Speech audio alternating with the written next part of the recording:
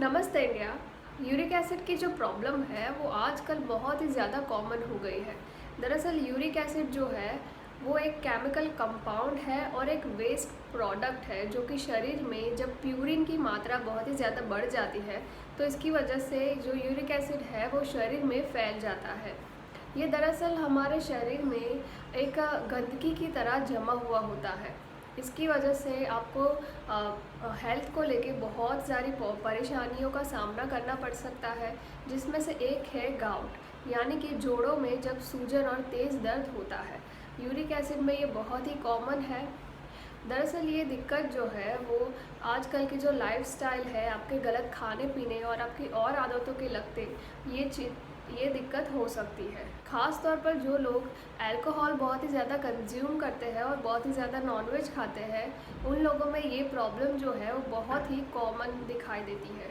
तो आज हम कुछ इसी के बारे में बात करने वाले हैं कि यूरिक एसिड के दौरान आपको कौन कौन सी परेशानियाँ हो सकती है, आपको क्या खाना चाहिए इस दौरान और आपको क्या नहीं खाना चाहिए, आपको किन चीज़ों से परहेज़ रखनी चाहिए। यूरिक एसिड के जो सिम्टम्स है, जो लक्षण है, आप कुछ इस तरह से उसको पहचान सकते हो। देखिए, जब भी बॉडी में यूरिक एसिड की मात्रा जो है वो बहुत ही ज़्यादा बढ़ जाती है, तब आपको जोड़ों में, उंगलियों में और तो और हड्डियों में बहुत ही ज़्यादा दर्द रह सकता है। हाथ पैरों में दर्द के साथ साथ आपको सूजन भी हो सकती है। इस दौरान आपकी जो हथेली होती है, जो पंजे होते हैं, उसमें बहुत ही ज़्यादा लालिमा भी आ सकती है, यानी कि आपके तलवे लाल पड़ सकते हैं और तो और आपको बार बार पानी की प्यास लग सकती है। कभी कभी बुखार जैसे सिम्टम्स भी नज़र आ सकते हैं। आप जब पेशाब करने जाते हो तो उसमें बहुत ही ज़्यादा दिक्कत आती है और पेशाब का जो मार्ग होता है, उसका जो ट्रैक होता है, उसमें आपको बहुत ही ज़्यादा तेज़ जलन भी हो सकती है। तो ये सारे यूरिक एसिड बढ़ने के सिम्टम्स हो सकते हैं। अगर आपको लग रहा है कि आप में भी कुछ ऐसा ही आपको नज़र आ रहा है, कुछ फील हो रहा है, तो आपको तुरंत ही अपना यूरिक एसिड टेस्ट कराना चाहिए। अभी हम बात करेंगे कि आपको यूरिक एसिड के दौरान किन किन चीज़ों से परहेज़ रखनी चाहिए। आजकल के लाइफस्टाइल के चलते लोग ज़्यादातर बाहर की चीज़ें खाते हैं, जिसमें बहुत ही ज़्यादा सैचुरेटेड फैट होता है, बहुत ही ज़्यादा शुगर होता है और कैलोरी भी बहुत ज़्यादा होती है। तो ये सारी चीज़ें जब बॉडी में जाती है तो उसकी वजह से यूरिक एसिड बढ़ने का खतरा हो सकता है। बहुत ही ज़्यादा नॉनवेज और अल्कोहल कंज्यूम करते हैं, उसकी वजह से भी यूरिक एसिड की प्रॉब्लम हो सकती है। तो आपको जब भी यूरिक एसिड हो तो आपको कभी भी अल्कोहल कंज्यूम नहीं करना चाहिए। ये सबसे बड़ा मेन रीज़न है इसके बढ़ने का। तो आपको अल्कोहल से परहेज़ रखनी चाहिए। लाल मांस और ऑर्गन मांस और तो और जो सी फूड होता है, उससे आपको हमेशा दूरी बना कर रखनी चाहिए। इससे भी आपका यूरिक एसिड का जो लेवल है वो बढ़ सकता है। इस दौरान आपको दालों का सेवन भी कभी नहीं करना चाहिए, क्योंकि उसमें बहुत ही ज़्यादा प्यूरिन होता है।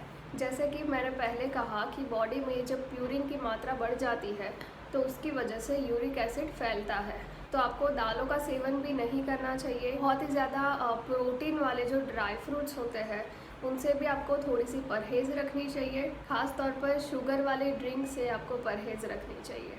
मतलब कि आपको ऐसे फलों से, ऐसे सब्जियों से भी दूरी बनाकर रखनी चाहिए जिसमें बहुत ही ज़्यादा मात्रा में प्यूरिन पाया जाए। अब हम थोड़ी सी बात करेंगे कि आपको इस दौरान कौन कौन सी चीज़ें खानी चाहिए जिससे कि आप अपने प्यूरिन के, अपने यूरिक एसिड के लेवल को आप नेचुरली कम कर सकते हो। यूरिक एसिड के दौरान खाने जाने वाले सबसे बेस्ट फूड में से एक है केला। देखिए, केला जो है वो बहुत ही अच्छा होता है यूरिक एसिड के दौरान। ख़ास तौर पर आप उसको रेगुलर बेसिस पर खाकर उससे बचाव के तौर पर भी इसको इस्तेमाल कर सकते हो।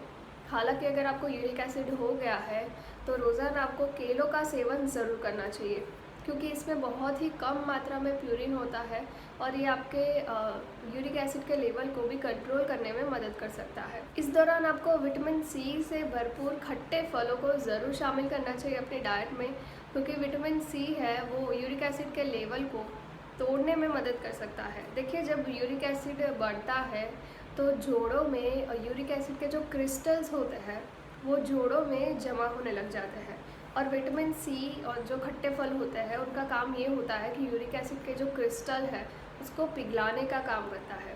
तो आपको नींबू, संतरा और तो और आंवला जैसे कि जिसमें विटामिन सी और एकदम खट्टे फल होते हैं, आपको इस दौरान अपने डाइट में ज़रूर शामिल करना चाहिए। ख़ास तौर पर नींबू का रस जो है वो हमारे आयुर्वेद में भी इसको किसी औषधि से कम नहीं माना गया है। इसको हर अलग अलग बीमारियों में भी इसका अलग अलग तरह से इस्तेमाल किया जा रहा है। तो आप नींबू का रस इस दौरान आपको ज़रूर पीना चाहिए, क्योंकि वो यूरिक एसिड के क्रिस्टल को पिघलाने का काम करता है।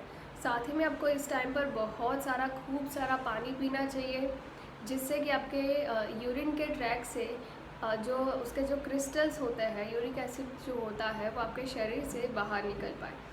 देखिए, अगर इस दौरान अगर आप बहुत ही कम पानी पीते हो तो इसका उल्टा असर भी हो सकता है। इसलिए हमेशा इस दौरान आपको बहुत सारा ज़्यादा से ज़्यादा आपको 3 से 4 लीटर पानी हमेशा पीना ही चाहिए। अगर एप्पल साइडर विनेगर का इस्तेमाल जो है वो बहुत ही सही तरीके से किया जाए तो आप यूरिक एसिड के लेवल को कम करने में भी मदद कर सकते हो। देखिए, इसके लिए आपको कुछ नहीं करना है। 1 ग्लास में 1 चम्मच एप्पल साइडर विनेगर आप उसके अंदर घोल कर आप रोज़ाना 1 बार इसको पी सकते हो। लेकिन इसका सही तरह से इस्तेमाल करोगे तो ही आपको ये यूज़ करना है। ऐसे तो आप अपने डॉक्टर की सलाह भी एक बार ले सकते हो। इस दौरान जोड़ों में बहुत ही ज़्यादा सूजन आ जाती है और बहुत ही ज़्यादा दर्द भी होता है। तो इस दौरान आप ठंडी सिकाई भी कर सकते हो, जिससे कि आपको दर्द में भी राहत मिलती है और सूजन में भी कमी आ सकती है। इस दौरान अगर आप ओवरवेट हो तो आपको और भी तकलीफ़ आपकी बढ़ सकती है। इसलिए वज़न को, अपने वेट को कंट्रोल करने पर आपको ज़्यादा ध्यान देना चाहिए, क्योंकि वज़न जब कम होता है तो आपको इसमें दिक्कतें भी कम हो सकती है। अगर आपका वेट बहुत ही ज़्यादा बढ़ जाता है, बढ़ता रहता है, तो आपको इस दौरान बहुत ही ज़्यादा प्रॉब्लम भी हो सकती है। इसलिए हमेशा अपने वेट को कंट्रोल रखने में आपको थोड़ा सा ध्यान देना चाहिए।